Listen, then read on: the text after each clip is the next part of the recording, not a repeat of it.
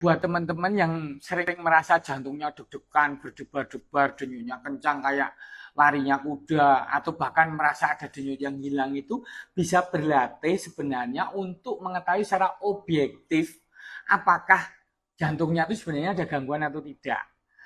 Ini cara sederhana, yaitu dengan memeriksa denyut nadi. Denyut nadi itu yang kita pegang itu arteri kita. Arteri kita itu yang berasal dari aliran darah yang berasal dari jantung kita.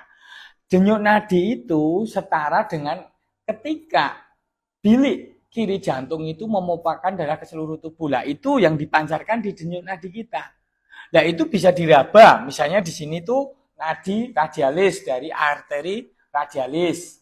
Kemudian di sini, di sisi dalam ini arteri brachialis. Atau di sini ini arteri karotis. Ini teman-teman akan keraba denyutnya. Di bawah pun di sini ada, ini arteri poplitea namanya. Kemudian di belakang mata kaki ini ada namanya arteri tibialis posterior. Kemudian di sini juga ada namanya arteri dorsalis posterior. Pertama, untuk mengetahui denyut jantung kita baik atau tidak itu sebenarnya pemeriksaan sederhana buat rekan-rekan yang mudah khawatir loh ya. Harusnya dilakukan dalam kondisi istirahat. Jangan habis jalan, habis lari, habis workout, terus kemudian hitung denyut nadi ya pasti kenceng. Jadi dalam kondisi istirahat kalau perlu berbaring di tempat tidur. Yang paling mudah di sini, tempelkan di sini. Nanti akan teraba.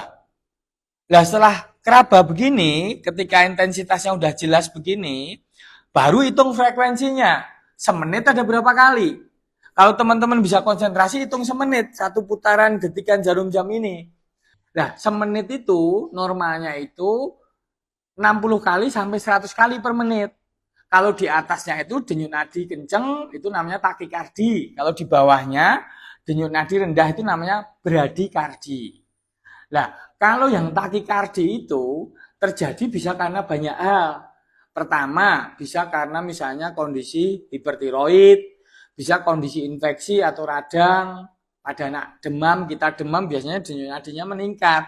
Jadi kalau ibu-ibu megang denyut jantung, megang dada anaknya kok deg-degannya kenceng, nah itu wajar karena kondisi sedang demam, apalagi demam tinggi. Terus kemudian ketiga, karena misalnya anemia. Pada saat anemia itu denyut nadinya kenceng. Demikian juga dehidrasi. Misalnya pasien mual, muntah, diare kayak gitu, denyut nadinya kenceng tapi lemah. Ya, jadi selain frekuensi nadi yang dihitung, sebenarnya kalau buat teman-teman yang biasa megang, ternyata akan tahu kalau kondisinya itu sedang bagus-bagus aja itu denyut nadinya kuat. Kira-kira ukuran range 1 0 sampai 4. Kalau yang bagus itu yang 3 sama 4. Jadi denyutnya itu memang keraba tegangannya itu kuat. Ya, kalau yang anemia atau dehidrasi itu tegangannya lemah antara 1 atau 2 begitu. Ya, jadi yang kemudian yang frekuensi rendah yang di bawah 60 kali per menit itu namanya bradikardi. Itu bisa terjadi pada orang yang minum obat jantung, misalnya bisoprolol, propanolol dan lain-lain. Lalu pada orang yang hipotiroid, hormon tiroidnya rendah, jadi denyut jantungnya rendah. Bisa juga pada kondisi blok setrum yang di jantung. Nah, kalau itu perlu EKG. Terus bagi teman-teman yang merasa denyut nadinya atau denyut jantungnya suka terasa hilang tuh amatin benar. Kalau denyutnya teratur berarti itu perasaan, kecemasan saja. Tapi kalau memang ada yang nggak teratur, irreguler, ya, nah itu mungkin terjadi aritmia, itu perlu EKG, gitu.